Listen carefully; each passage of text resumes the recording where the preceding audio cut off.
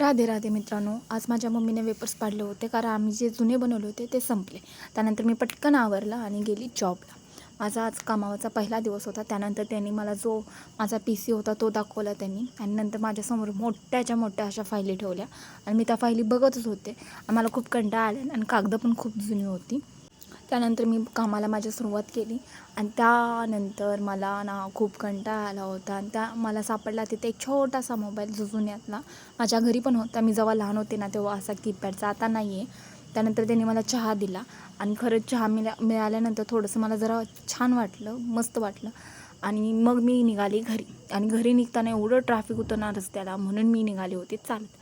म्हटलं ह्या रिक्षाची वाट बघण्यापेक्षा चालत गेलेलं काय वाईट आहे. त्यानंतर घरी आली, मला दिसलं इथं तूप आणलेलं नवीन आणि खरंच मला तूप आवडतं म्हणून मी खुश झाली होते. त्यानंतर माझ्या मम्मीने मला दावलं, हे बघ लाल मका.